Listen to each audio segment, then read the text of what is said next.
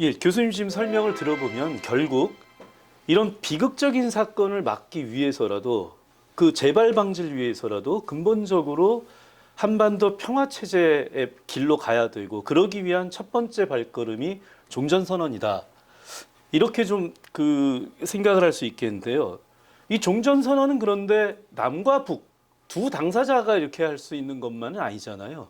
이미 14선언에서도 보면 3자 혹은 4자가 그 종전선언을 한다. 이런 문구가 나오는데 그렇다면 결국 미국과 이 종전선언은 긴밀하게 관계가 있을 수밖에 없을 텐데요. 바로 얼마 전이죠. 이제 미국 대통령 선거가 끝나서 결국 민주당의 바이든 후보가 당선이 됐습니다. 자, 민주당의 바이든 후보, 트럼프 그 전임자인 트럼프 대통령과는 뭔가 좀 변화가 있을까요? 특히 대북 정책, 즉 북미 관계에 있어서 바이든 대통령이 되었을 때 어떤 변화가 있을 수 있을까요?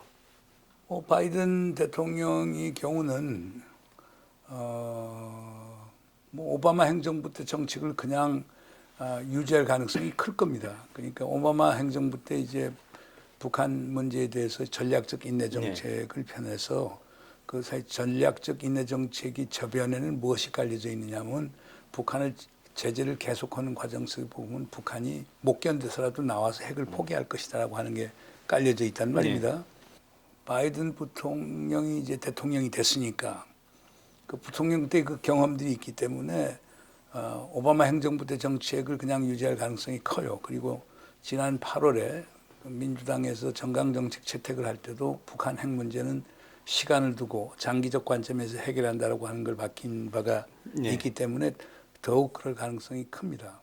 그렇기 때문에 북한 문제는 트럼프 대통령과 같이 정상회담을 통해서 풀겠다, 빠른 시간에 풀겠다, 이 가능성은 상당히 적어지고 실무 접촉을 통해서 시간을 두고 풀겠다는 거니까 북핵 문제에 급격한 변화를 보이기는 상당히 힘들 거라고 봅니다.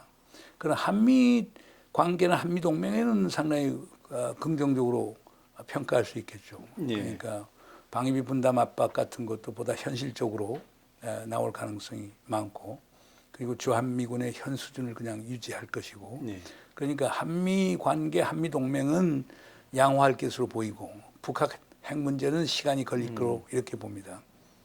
그리고 그건 같이 가요. 북미 관계가 나빠지면 한미 관계는 좋아질 수밖에 보통 없는 게 일반적인 거니까. 그러니까 이거는 과거 모델이 되겠죠. 가령 트럼프 대통령이만 있었다라고 하면은 북미 관계를 북한 비핵화를 통해서 풀어버리면은 그러면 이제 한미 관계가 어떻게 되든 간에 남북 관계는 좋아질 수밖에 없는 거거든요. 그렇죠. 근데 이제 그거고 역으로 봐야 되겠죠. 자, 그럼 이제 결국 미국의 그 대북 정책 혹은 북미 관계 이런 이야기를 했는데요. 그런데 사실은 국제 정치학적으로 보면 아주 근본적으로 미국은 사실은 패권국으로서 전 세계에 대한 패권 전략 하에서 이 동북아 그 안에서의 북미 관계 이렇게 볼 수 있지 않나 이런 생각을 해봤는데요. 그렇다면 만약 이 패권 전략이라고 한다면 결국 부상하고 있는 중국에 대한 이야기가 가장 이제 미국의 입장에서는 제일 중요한 정책이 되지 않을까 싶습니다. 이 지금 현재 그 미국은 트럼프 대통령 시기까지 인도 태평양 전략을 천명하면서 중국에 대한 포위망으로 경제적으로는 경제 번영 네트워크 EPN이라고 그러죠. 이런 이야기를 했고요. 정치적으로는 쿼드라고 해서 이제 그 미국, 일본, 호주, 인도의 4개국 협력 이런 이야기를 했습니다. 이것은 이제 중국의 부상에 대한 견제를 넘어서 저지 혹은 봉쇄하겠다 이렇게까지도 해석이 되는데요. 이 과정에서 제일 우려가 되는 건 그러면 우리나라 같은 경우는 그야말로 고래 싸움에 새우등 터지지 않을까? 실제 우리가 그 사드 배치를 둘러싸고 그런 경험도 실제 있었고요. 자, 이런 국제 정치적인 이 미중 패권 경쟁이라고 하는 국제 정치적 환경에서 우리가 취해야 되는 가장 현명한 태도 이건 어떤 것이 될까요? 대립 관계 속에서 우리가 선택할 수 있는 선택지는 내가 볼 때는 한 5가지가 있다고 봐요. 이제 하나는 소위 미국과 같이 가는 거죠. 그래서 그 패권국인 미국의 편을 들어서 도전국인 중국의 부상을 억제하는 데 같이 가는 방법. 그것을 영어로 이제 소위 밸런싱 스트래티지, 소위 균형 전략이라고 얘기해요. 그래서 그건 기득권 세력인 미국과 같이 감으로써 우리의 생존과 번영의 공간을 넓히는 전략이 하나 있을 수 있을 거예요. 뭐 그 논리 중에는 기본적으로 이런 거죠. 뭐 한때 우리 그 복거일 작가라든가 박세일 교수 같은 사람이 주장하던 그 핀란드화의 함정. 그러니까 자, 한미 관계가 나빠진다. 중국이 부상해서 이 지역이 패권이 된다. 그러면 중국의 그림자가 한반도에 드리워질 때 우리는 과거 소련 밑에서 고뇌했던 핀란드와 같은 현상이 생긴다. 그것을 막기 위해서라도 우리는 미국하고 같이 가서 중국이 부상이 한반도에 부정적인 그림자를 드리우지 못하도록 만들어야 된다는 주장인데 뭐 그런 주장들 때문에 얘기를 하는 것도 있고 그다음에 또 한국과 미국은 공동의 가치를 갖고 있으니까 결국 우리는 자연히 미국하고 같이 가야 되는 것 아니냐 이런 주장을 이제 하는 사람들도 있죠. 그러나 이제 그렇게 했을 경우에 그러면 이제 우리가 미국하고 같이 간단 말이에요. 그러면 이제 미국하고 인도 태평양 전략도 참여를 하고 쿼드 플러스라고 해서 지금 미국, 일본, 중국, 미국, 일본, 인도, 오스트레일리아 이 사자 준동맹이 형성되고 있는 과정인데 거기다 이제 미국에서는 미국과 일본을 한국이 참여하길 원하는데 그런데 이제 참여를 하게 되고 뭐 더 나가서 지금 미국 같은 데서는 이 아시아 태평양 지역에도 나토와 같은 동맹기구를 만들어야 된다고 보는데 그런 상황이 와서 우리가 미국 쪽에 붙게 되면은 결국 우리 한반도가 신냉전의 최전선이 된단 말이에요. 그렇죠. 그러면 이제 많은 우리 국민들이 얘기하겠죠. 우리가 뭐 때문에 미국의 총알바지를 해야 되지? 우리가 뭐 때문에 일본의 총알바지를 해야 되겠지? 왜냐하면 최근에 이제 중국의 군사력이 상당히 증강이 됐기 때문에 동풍이라고 하는 지대진 미사일 갖고서 한국 어디든 타격을 할 수 있는 입장이란 말이에요.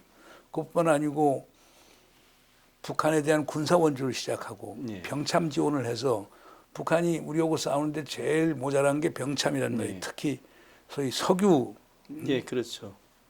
공급이 제일 시급한 건데 만약 중국이 북한에 그 대주기 시작하게 되면 북한의 군사력이 이제 핵 문제뿐만 아니고 재래식 군사력에서도 이제 소위 방정식이 달라지게 돼요. 그럼 그걸 우리가 감당해야 되느냐 하는 요걸 고민해야 돼요. 그러니까 한쪽에서는 미국하고 같이 가서 우리 국익이 증진이 되고 공동의 가치를 추구한다라고 하는 강점도 있지만 다른 한편에서 그 결과 우리가 당면하게 된 위협 환경에 대해서 우리가 어떻게 해야 될 것인가 하는 이런 고뇌가 있고 두 번째는 우리 뭐 사학자 중에 김기엽 선생 포함해서 일부 특히 역사를 많이 한 분들은 지금이야말로 명청 교체기를 다시 연구해야 될 때다. 뜨는 후금 청나라를 무시하고 지는 명나라에 배팅했다가 결국 인조가 삼전도에서 그 수모를 303번 크게 잘하고 구고도 9번 머리 이마를 땅에 그 추운 언 땅에 이마를 쳐박으면서 피투성이 되면서 홍태지연 벽에 가서 이제 그 사죄를 했던 이런 현상이 나올 것 아니냐. 그러면서 이제 그 사람들 얘기는 역사의 흐름을 정확하게 보자. 지금 미국의 패권은 지고 있지 않느냐. 중국이 지금 뜨고 있다. 이때 선택을 잘해야 된다. 중국에 편승하는 게 우리의 국익에 가장 맞다. 이렇게 주장을 하는 거예요. 그런데 그것도 이제 기본적으로 문제점이 뭐냐면 중국에 편승한다는 게 뭘 얘기하는 건가. 한미동맹을 포기한다? 대한민국 국민 중에 몇 %나 그걸 찬성할까요?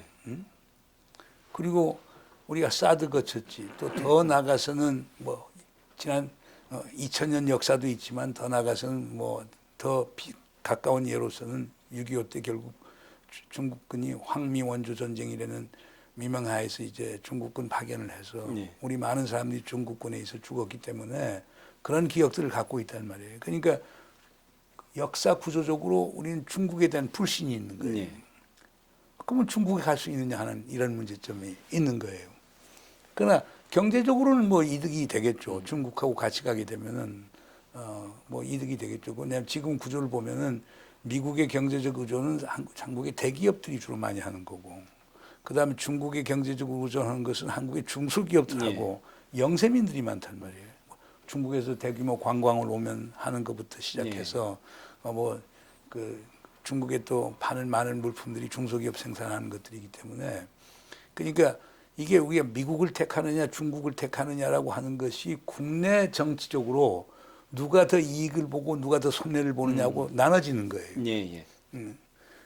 그러니까 이걸 상당히 우리가 명심해야 돼요. 왜냐하면 이게 가치 판단을 갖고 가는 건 아니거든요. 예. 그러니까 이제 누가 이익의 수혜자냐에 따라서 정책이 바꿔줄 수 있기 때문에 그런 문제가 있어서 친중 편승론도 이게 쉽지가 않아요. 예. 세 번째로 있는 거는 그럼 홀로서기 하자. 이제 강대국 정치에 우리가 아주 진절머리가 난다. 왜 우리가 편승 외교를 해야 되느냐.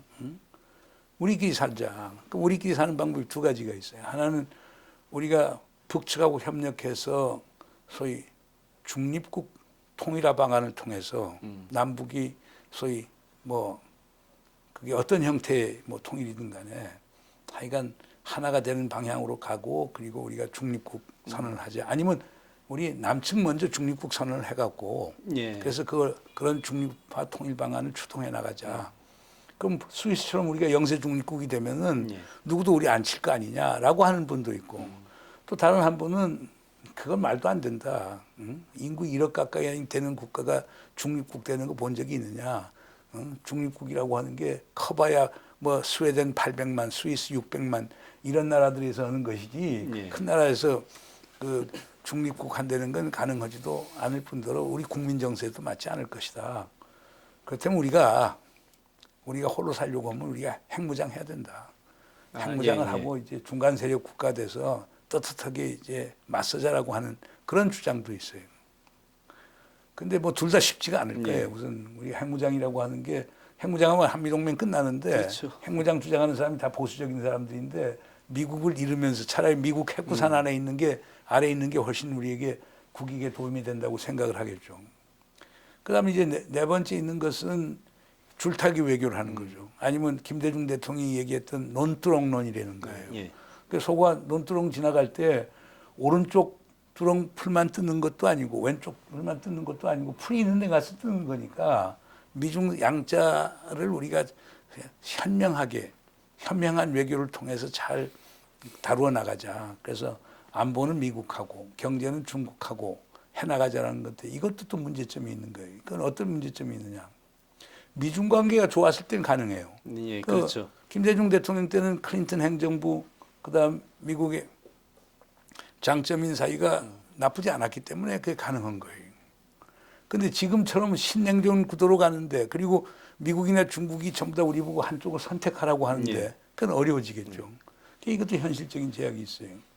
마지막 있는 게 그 노무현 대통령이 주장을 했던 거죠. 그러니까 진영 논리를 벗어나려고 하면은 동북아 통합이 돼야 되고 동북아 공동체가 있어야 된다. 새로운 짓을 만드는데 한국이 좀 나서자. 우선 시작은 한중일 삼국 경제 공동체를 만들고 그리고 동맹에서 벗어난 다자안보 협력 체제를 만들어서 우리의 살 공간을 우리 스스로가 만들어 나가자. 내가 볼 때 이상적으로 제일 맞는 거예요. 그리고 그게 가야 될 거예요. 근데 지금 현실에서 쉽지는 않을 거예요.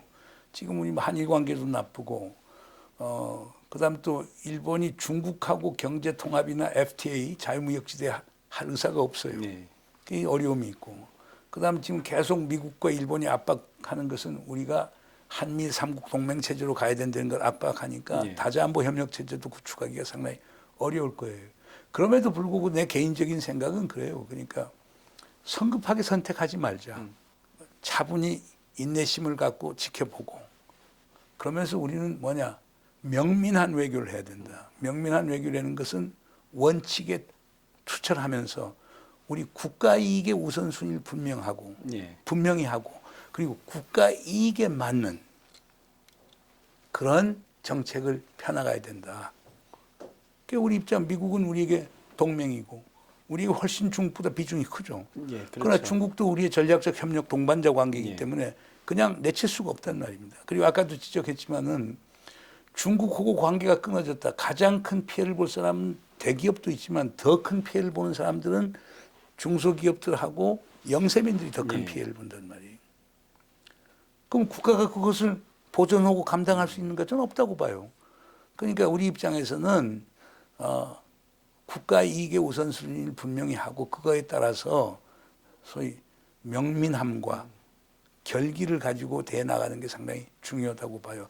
많은 지금 보수적인 분들은 자꾸 선택해야 된다. 미국과 같이 가야 된다. 아니면 미국 앞에 버림을 당한다.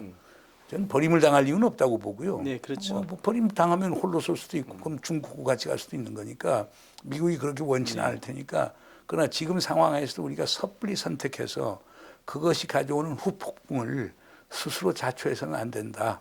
그러니까 사태를 아주 냉철하게 관망하고 그에 따라서 그리고 국가 이익의 우선순위에 따라서 원칙을 갖고 우리의 정책을 선택해야 된다. 어떤 분들은 한국, 미국, 일본은 자유민주주의 시장 경제하는 같은 가치를 지향하는 것 아니냐, 가치 동맹 아니냐. 그렇기 때문에 우리가 미국하고 가야 된다는 건데 저는 동의하지 않아요.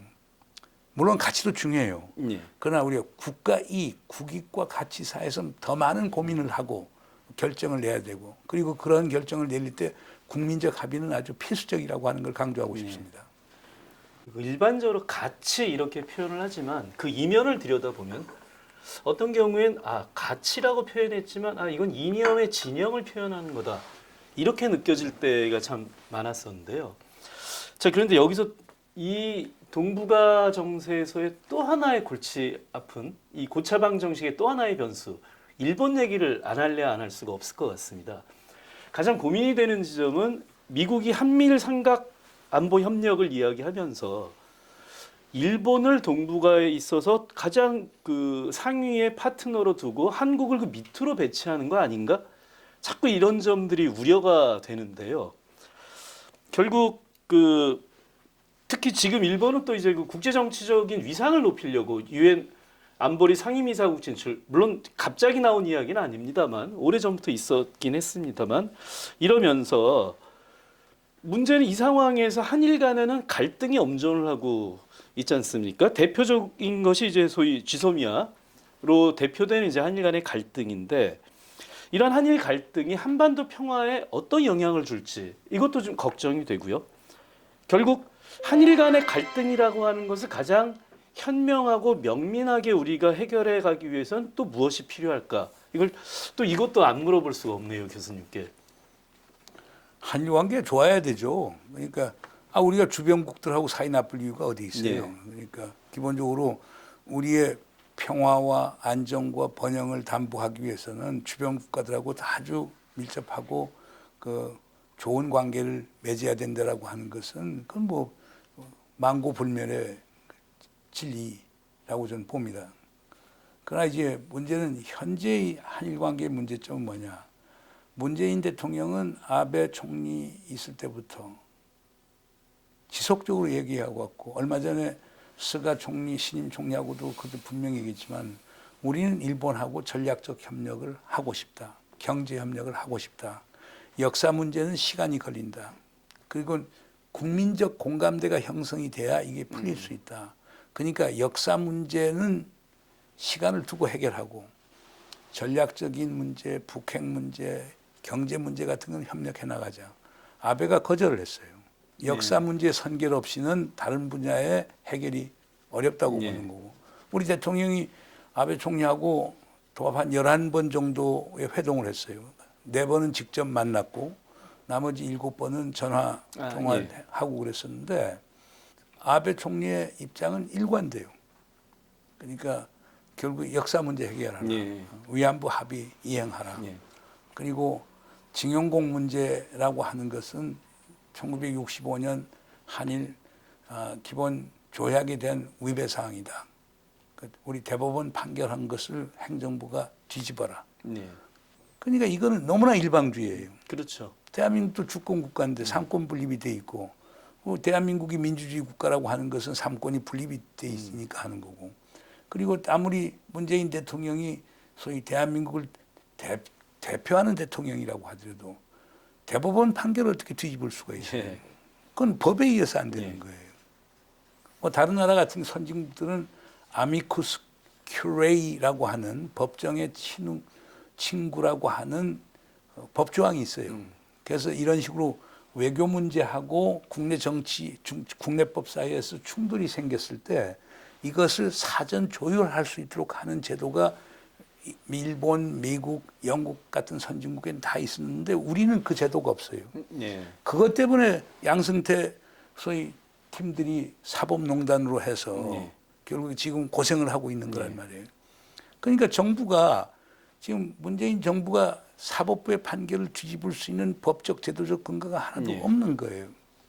그리고 이제 하나 여기서 이제 분명히 할 거는 일본의 미쯔부시 중공업이든지 신희철, 신일철, 신일본 제철이라든지 우선 기본적으로 우리 징용공 피해자들이 소송한 민사 소송에 참여를 했단 말이에요. 예, 예. 김현장이라고 하는 한국의 로펌을 고용을 해서 1심, 2심에서는 그 사람들이 승소를 했단 말이에요. 예. 대법원 가서 패소를 한 게 있어요.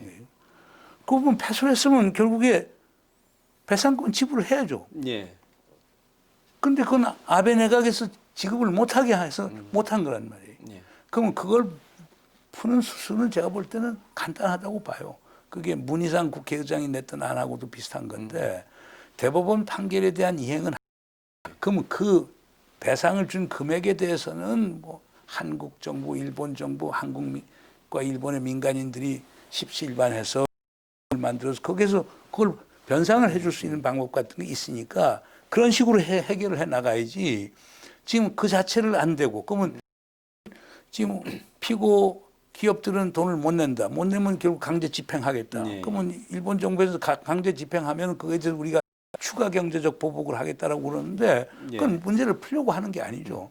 그러니까 이걸 상식적으로 봐야 돼요. 많은 지금 보수 언론 같은 데서 문재인 정부가 무슨 국내 정치적 이유 때문에 결국 그런 식으로 강한 반일 자세를 취하고 있고 그런데 이건 순수히 법과 제도의 문제예요. 문재인 대통령이 아무리 대통령이라도 용수는 제주가 어디에 있어요. 대법원 판결을 어떻게 뒤집어요. 민주주의를 어떻게 깨요. 그래서 그런 식으로 하는 게 좋고 그다음에 제소미아 문제만 하더라도 우리가 지금 부분적으로 양보하는 건 있어요. 그러니까 작년 7월 1일부터 택했던 우리에 대한 경제 제조 조치들이라고 하는 것들 그래서 반도체 부품과 관련들에 해서 지금 수출 규제를 하는 문제를 하는 거거든요. 그러니까 아직도 안 풀고 있거든요. 그러니까 지금 원래는 이제 11월 23일 되면 이제 다음 달이죠. 그러면 이제 제소미아 이제 연장 여부가 결정이 되는 건데 그때까지 안 하면 재연장 안 할 수도 있겠죠. 그럼 미국 압박이 많겠고 일본도 압박이 많겠지만 그러나 기본적으로 원칙이 문제죠. 아니 일본이 파울을 하는데 반칙을 하는데 우리는 가만히 있으라고요? 그 국민 정서가 또 허용이 되지 않죠. 그러니까 일본도 지금 스가 총리가 새롭게 총리로 등장했으니까 결국 그런 문제를 좀 현실적으로 해결해 나갈 필요가 있다고 봅니다. 그러니까 남들은 제소미아 안 하면 한국 안보가 망하는 것처럼 보이지만 그거 없어도 잘 돼요. 그러니까 내가 볼 때는 그게 치명적인 건 아니니까. 그러나 나라라고 하는 것은요 국가의 이익도 있고 가치도 있지만 나라의 국격이 있어요. 그러니까 우리가 한번 대접을 못 받았는데 그걸 참고 넘어가면 지속적으로 대접을 못 받아요. 그러니까 우리가 원칙을 세우고 우리의 권위를 살려야 될 이유가 있어요. 그 대통령이 하는 건 지금 그런 걸 하는 거거든요. 근데 그런 거 하는 것을 결국에 진보 진영이 소위 반일 민족주의에 호소하면서 국내 정치 쪽으로 악용하고 오용하고 있다라고 하는 주장을 하는데 그건 내가 볼 때는 수용하기 어려운 주장입니다.